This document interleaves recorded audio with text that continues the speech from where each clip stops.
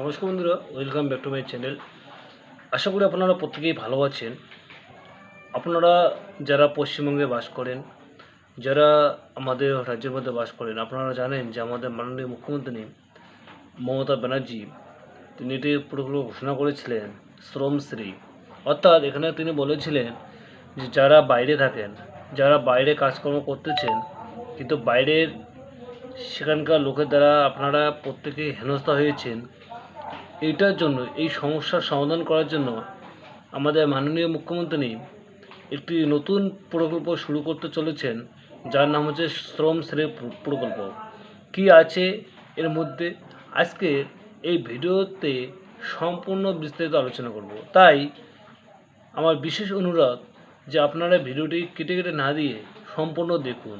কবে থেকে অ্যাপ্লিকেশন শুরু হবে, কী কী ডকুমেন্ট লাগবে, সমস্ত তথ্য কিন্তু এই ভিডিওর মাধ্যমে আমি তুলে ধরার চেষ্টা করব।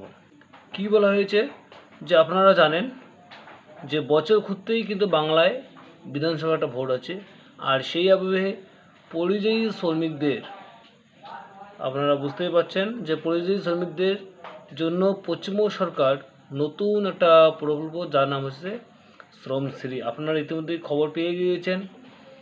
গতকাল মুখ্যমন্ত্রী মমতা বন্দ্যোপাধ্যায়ের মন্ত্রিসভার বৈঠকে আনুষ্ঠানিকভাবে কিন্তু এটার শুভ সূচনা করেছিলেন। মূলত কি এর লক্ষ্য কী ছিল, যে ভিন্ন রাজ্যে হেনস্থা হওয়া, বেকারত্ব এবং আর্থিক সংকটে রাজ্যে ফিরে আসতে যারা বাধ্য হচ্ছেন সেই সমস্ত শ্রমিকদের পাশে দাঁড়াতে রাজ্য সরকারের এই অভিনব উদ্যোগ। তবে আজকের প্রতিবেদনে আমরা জানিয়ে দেবো, মানে আমরা কি জানাচ্ছি আপনাদের সেটা ভালো করে শুনুন, যে কারা, অর্থাৎ এখানে বলা হচ্ছে যে কারা এই প্রকল্পের জন্য আবেদন করতে পারবেন, কী কী সুবিধা মিলবে, কীভাবে আবেদন করবেন, কী কী ডকুমেন্ট লাগবে ইত্যাদি খুঁটিনাটি তথ্য আজকে আমরা এই ভিডিওর মাধ্যমে তুলে ধরার চেষ্টা করব। এবার আপনাদের মনে প্রশ্ন আসতে পারে যে কেন এটি চালু করা হয়েছিল, কেন চালু করা হলো এই প্রকল্প। আসলে বিগত কয়েক বছর ধরে আপনারা জানেন যে আপনারা যারা অসহায় নিরীহ মানুষ, আজকে আপনারা বাইরে কেন যাচ্ছেন, পয়সার অভাবের জন্য যাচ্ছেন। তো আপনাদের কথা ভেবে বাংলার বহু শ্রমিক তো নানা শারীরিক থেকে শুরু করে মানসিক আর্থিক নির্যাতন শিকার হচ্ছেন বাইরে, এটা কারো অজানা নেই। এবং অনেকে কি হয়েছিল যেখানে তারা প্রত্যেকে নিজেদের প্রাণ দিয়েছিলেন, বুঝতে পারছেন। আবার বাংলায় কী হচ্ছে যে তারা বাংলা আবার ফিরে এসেছেন, যদি তারা ফিরে আসতে পারেন তাহলে মাননীয় মুখ্যমন্ত্রী কিন্তু তাদের জন্য এই শ্রমশ্রী প্রকল্প চালু করা হবে এই উদ্যোগ নিয়েছেন। কি ঘোষণা করা হয়েছে, অর্থাৎ এই যে প্রকল্পটি তিনি চালু করছেন এখানে কি ঘোষণা করা হয়েছে সেটাই আজকের বিশেষ আলোচনার মেন বস্তু। মুখ্যমন্ত্রী মমতা বন্দ্যোপাধ্যায় এই দিন বলেছেন, বাংলার শ্রমিকরা ভিন রাজ্যে গিয়ে দিনের পর দিন যে অপমানের শিকার হচ্ছেন, তিনি কিন্তু এই কোন আনকোট তিনি কিন্তু বলেছেন যে অপমানের শিকার হচ্ছেন, অনেকেই কাজ পাচ্ছেন না, ন্যায্য মজুরি পাচ্ছেন না, অর্থাৎ আপনাদের যে বেতন মানে হাজিরা সেটা আপনারা পাচ্ছেন না, বঞ্চনার শিকার হচ্ছেন। তাদের সাথে এই রাজ্য সরকার অর্থাৎ আমাদের মাননীয় মুখ্যমন্ত্রী মমতা বন্দ্যোপাধ্যায় এই শ্রমশ্রী প্রকল্প কিন্তু চালু করতে চলেছেন। এর মাধ্যমে বাংলায় ফিরে আসার পর অন্তত প্রথম এক বছর, ভালো করে শুনবেন, যে প্রথম এক বছর প্রতি মাসে 5,000 টাকা করে ভাতা দেওয়া হবে। অর্থাৎ যারা বাংলায় আসতে চান, ফিরে আসতে চান, বাংলায় কাজ করতে চান, তাদের প্রতি এক বছর, ভালো করে শুনুন, প্রতি এক বছর অর্থাৎ প্রতি মাস, মানে এক বছরে প্রতি মাসেই 5,000 করে কিন্তু টাকা দেওয়া হবে। এবার হচ্ছে যে এইখানে কী কী সুবিধা আছে, দেখুন কী কী সুবিধা মিলবে। শ্রমশ্রী প্রকল্পের আওতায় যে সুবিধাগুলি মিলবে বলে রাজ্য সরকারের তরফ থেকে জানানো হচ্ছে সেগুলি হচ্ছে, আমি একে একে বলবো তাই আপনারা ভালো করে শুনুন। নাম্বার 1, এখানে বলা হয়েছে যে রাজ্যে ফিরে আসা সঙ্গে সঙ্গে শ্রমিকরা এককালীন 5,000 টাকা অনুদান পাবেন। নাম্বার 2-এ কী বলা হয়েছিল, যে এই শ্রমিক যতদিন না কাজ পাচ্ছে, অর্থাৎ আপনারা যারা বাংলায় ফিরে আসতে চান আপনারা যতদিন কাজ পাবেন না সেই সময়কাল পর্যন্ত প্রতি এক বছরে, অর্থাৎ এক বছর প্রতি মাসে 5,000 টাকা করে ভাতা দেওয়া হবে। অর্থাৎ আপনারা যারা বাইরে কাজ করছেন, আপনারা বাংলায় ফিরে আসতে চান কিন্তু এখানে এসে আপনারা যতদিন কাজ পাবেন না ততদিন পর্যন্ত আপনাদেরকে 5,000 টাকা কিন্তু করে ভাতা দেওয়া হবে। 3 নম্বরে কী বলা হয়েছে, যে প্রত্যেক শ্রমিককে এবং তার পরিবারকে স্বাস্থ্যসাথী প্রকল্প এবং খাদ্যসাথী প্রকল্পের আওতায় আনা হবে। অর্থাৎ আপনারা এখানে শুনেছেন যে স্বাস্থ্যসাথী যে প্রকল্প আছে ঠিক আছে?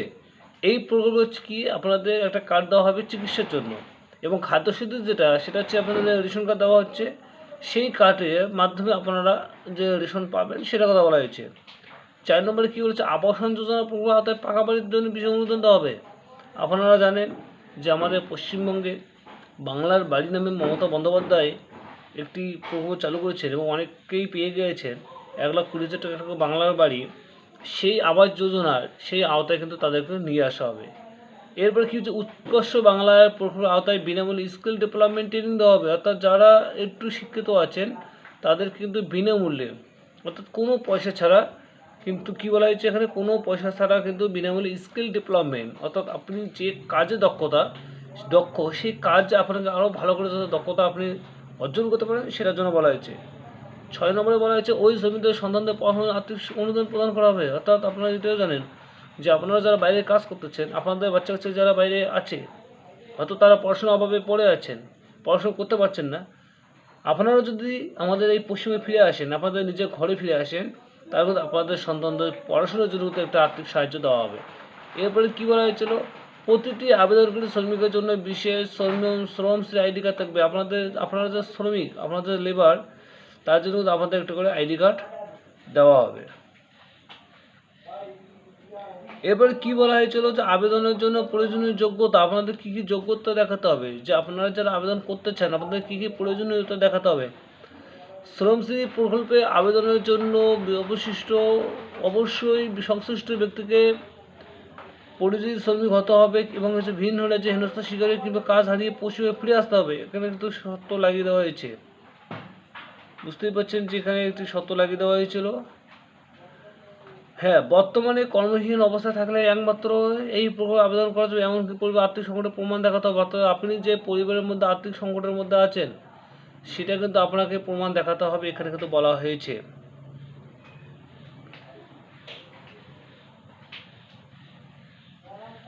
আবেদনের জন্য যে প্রয়োজনীয় যে যোগ্যতা, আর শ্রমশ্রী প্রকল্পে আবেদন করার জন্য অবশ্যই আপনাকে, যেটা আমি আগে বলছি আবার রিপিট করতেছি, যে পরিযায়ী শ্রমিক হতে হবে কিংবা ভিন্ন রাজ্যে হেনস্থার শিকার হতে হবে, এবং পশ্চিমে ফিরে আসতে গেলে বা বর্তমান যদি আপনি কর্মহীন অবস্থা হয়ে পড়েন, তাহলে আপনাকে এই প্রকল্পের আবেদন করা যাবে। যদি আপনি সত্যিকার যদি আর্থিক সংকট হতে পারেন তাহলে আবেদন করতে পারবেন। এবার কী কী ডকুমেন্ট চেয়েছে দেখুন, এই প্রকল্পের মাধ্যমে যদি আপনি আবেদন করতে চান তাহলে আপনাকে কী কী ডকুমেন্ট দিতে হবে। প্রথম হচ্ছে আপনাদের পরিচয়পত্র হিসেবে আধার কার্ড কিংবা ভোটার কার্ড আপনি দিতে পারেন। আপনাকে বাসস্থানের প্রমাণপত্র দিতে হবে, অর্থাৎ আপনি যে ঠিকানায় বাস করেন সেই প্রমাণপত্র দিতে হবে। এরপরে বলা হচ্ছে ব্যাংকের পাসবইয়ের যে আপনার যে অ্যাকাউন্ট আছে সেই প্রথম পাতার জেরক্স দিতে হবে। এরপরে হচ্ছে যে যদি ভিন্ন রাজ্য থেকে কাজ করতে যাওয়ার যে প্রমাণ যদি আপনাদের কাছে থাকে, যদি থাকে বলা হয়েছিল, থেকে থাকে বলা হয়েছে, যদি থাকে তাহলে দেবেন, যদি না থাকে তাহলে দেওয়ার দরকার নেই। 5 নম্বরে বলা হয়েছে যে পারিবারিক তথ্য, অর্থাৎ সদস্য সংখ্যা এবং মাসিক আয়, অর্থাৎ আপনার যে পরিবারে কতজন সদস্য আছেন এবং তাদের মাসিক আয় কত সেটা কিন্তু আপনাদের দেখাতে হবে। এরপর আপনাদের শিক্ষাগত যোগ্যতা এবং দক্ষতার বিবরণ কিন্তু আপনাকে দিয়ে দিতে হবে, সে বলা হয়েছে।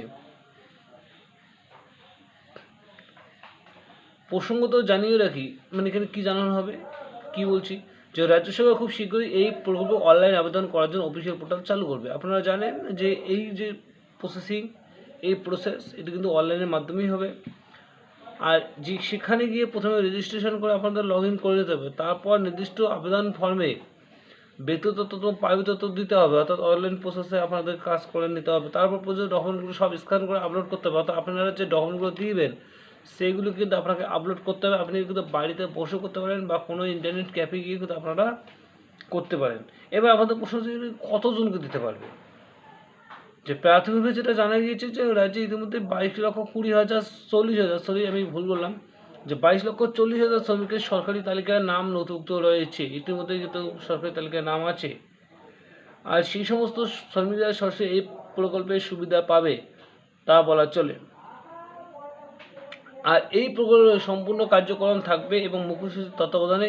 এখন দেখা যে কবে এই প্রকল্পের আবেদন শুরু হয়, অর্থাৎ আমি আপনাদের বলে রাখি যে যখন এই প্রকল্পের আবেদন শুরু হবে তখন কিন্তু আপনাদেরকে